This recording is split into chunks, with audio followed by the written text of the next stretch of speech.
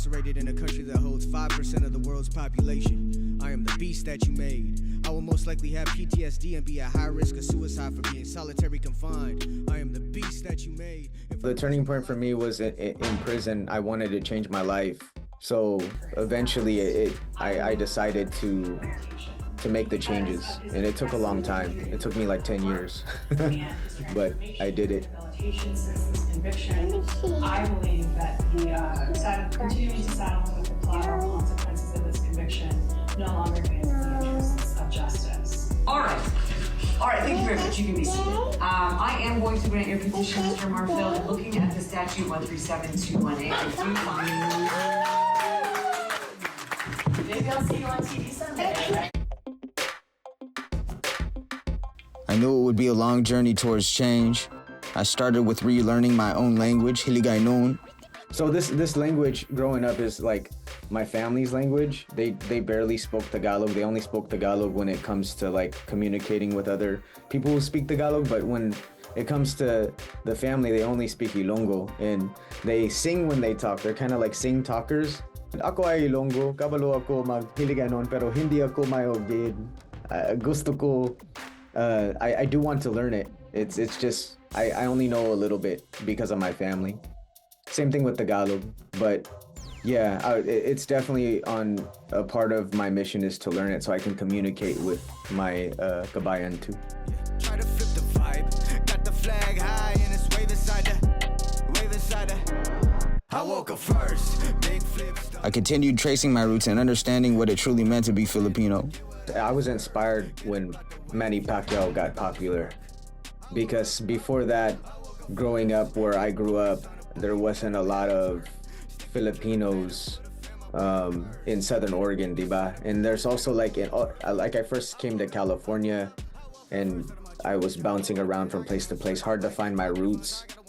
And then in Southern Oregon, my mom would speak Tagalog or speak not Tagalog, but speak Hiligaynon in the home, but would not teach it to me. Would make me like want me to be just like more English, like speak that only. But when Manny Pacquiao got popular, that's when I was like, oh, that's what a Filipino is. That's me. So that's when I got more proud of it, and I started on this journey to find my pride in that. Although the stigma of the past cast a long shadow, I had to remain steadfast, igniting the warrior in me. Being homeless and going into the system, I feel like I had the inspiration to do something. Because when I got out of prison, in America, if you go to prison for a violent charge, and I went to prison for robbery and stealing and hurting people, then when you get out, those charges prevent you from surviving. It prevents you from getting an apartment. Even if you have the money, you still can't get approved for an apartment. It prevents you from getting certain jobs, a lot of jobs. So it's hard to survive.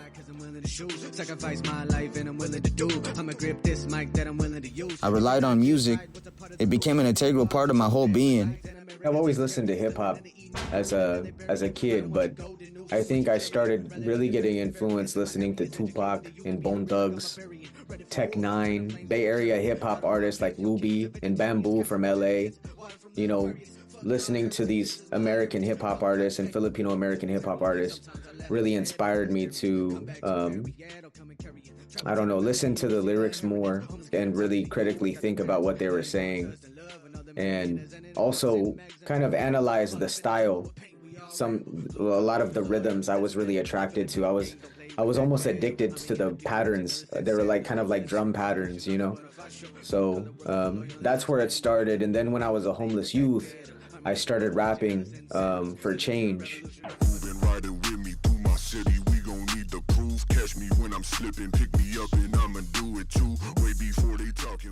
Music served as an outlet of self-expression, and most importantly, for beating and surviving the odds.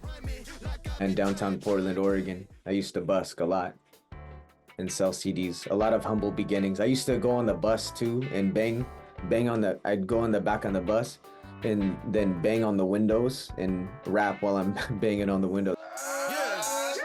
Flip boy dip down in a Lolo. When Alfredo, that's the name of my Lolo.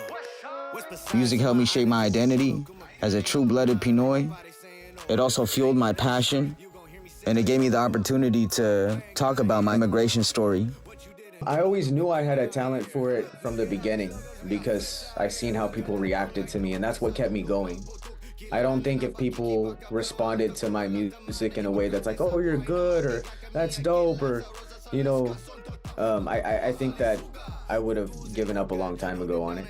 So, yeah, it's definitely been affirmed many times. I can truly say that through this platform and creating music and reclaiming my identity, learning about our pre-colonial history and making sense of the things that brought me to the States, I can say that I truly became more proud in my Filipino roots.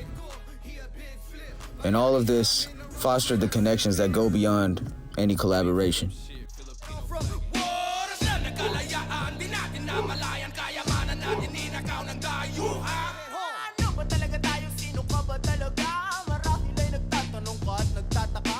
Rapping with J Mara from Moral Beats, Med Messiah, Miss A, I think those were the most memorable for me.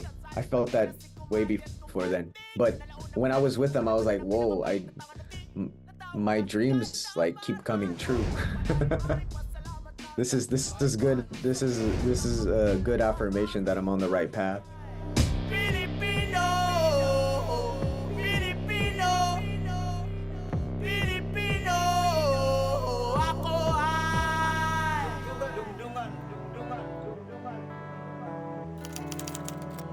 Yeah. I can feel the waves, I'ma let them in. I ain't been the same since that medicine. And you can see the ways and we remember it. Put that light up on the grave and it's the evidence. It's evident that we gon' ride that wave. As an immigrant in America, trying to find my Filipino roots and, you know, find what it means to be Filipino growing up. And I think that hearing about Apolongo added a whole nother layer of being Filipino, because from what my understanding of the Philippines was almost a lie told to a lot of us. And when I dug a little deeper, her traditions are part of a moment in time, kind of like a full circle experience, like kind of the feeling I couldn't explain is just, I was like, I'm coming back home. That's the best.